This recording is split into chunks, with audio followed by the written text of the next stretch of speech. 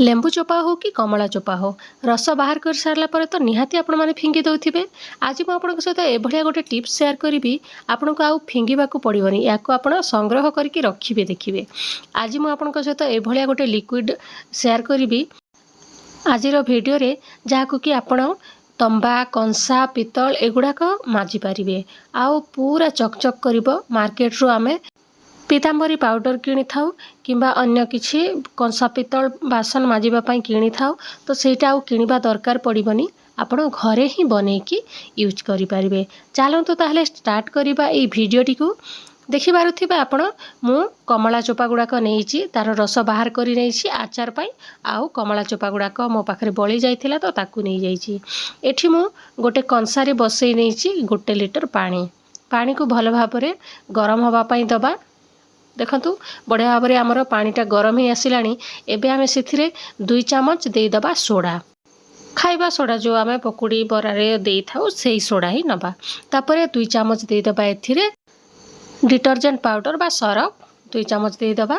देखंतु ऊपर को एभलिया उठी आसीबो। टिके बड़ बासन ही नेबे। मो बासन टिके छोट हो गला आपण टिके बड़ बासन रे नेबे। तापरे ए जो कमला चोपा गुड़ाक रखिथिले फ्लेम को पूरा लो करिकि ताकू एथिरे देदबा। देखंतु जेतिक आपण पाखे अच्छी सेतिकी पकई देबे आउ याको आमे पूरा फुटिबा पई दबा।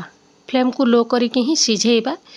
ए पल्प गुड़ाक सब बाहरी जिबा दरकार से पर्यंत आमे याको तळ ऊपर कर दउथिबा एभलिया आउ सिझेइ नबा।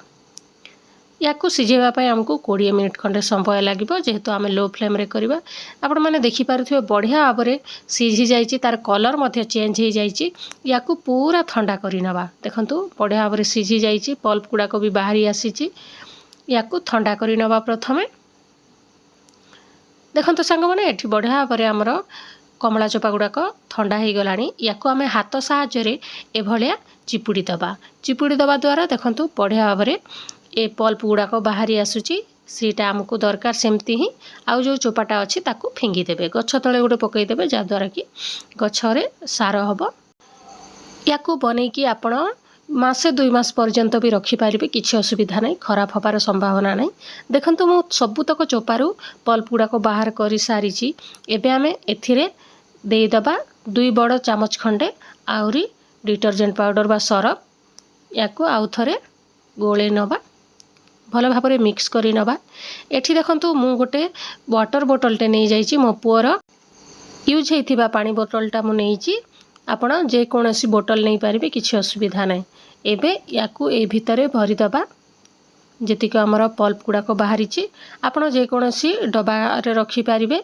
कंटेनर जे कोनोसी रहिबो किछि असुविधा नहीं। आपण प्लास्टिक रे भी रखि पारिबे किबा काच रे मध्य रखि पारिबे। एबे देखंतु मु आपनको मु तंबा बासन को माजिकी देखौछि। अल्प टिके ही 1-2 चामच नहीं गले आपणकर बासन पूरा चकचक करिबो। देखंतु बासनटा मोर केते गंधिया ହେଇछि। याकू आमे अल्प टिके लिक्विडटा देई दबा आउ याकू घसीकी 5 मिनिट पई सेमती ही छाड़ी दबा। तापर जाइकी ब्रश रे घसी दबा। देखिए पूरा आपे आपे चकचक करिबो। सबुदिन आपण एभलिया सफा करिबा द्वारा तंबा हो कि पितल हो कि किंबा कंसा बासन गुड़ाक बहुत बढ़िया भाव में क्लीन रहिबो। आपण बिना पैसा रे घरे फिंगी दउथिबा सामग्री रे एगुड़ाक बनैकी रखंतु। देखिबे केते पैसा आपणकर सेविंग हबो। आशा करूची ए भिडियोटी आपण मानकू यूजफुल हबो। आपण माने पसंद करिवे। आउ चैनल जदि नुआ अच्छे ताहले प्लीज चैनल टी को सब्सक्राइब करदेवे। एभलिया यूजफुल आउ नुआ नुआ रेसिपीर भिडियो मु ए चैनल माध्यम शेयर करि थाए आपण माने देखि पारिबे। देखंतु केते बढ़िया भाव में आमर बासनटा गोटे थरे ही केते क्लीन ही जाइछि। आपण निहाती थरे ट्राई करंतु। भिडियोटी को शेष पर्यंत देखिथिबारु धन्यवाद।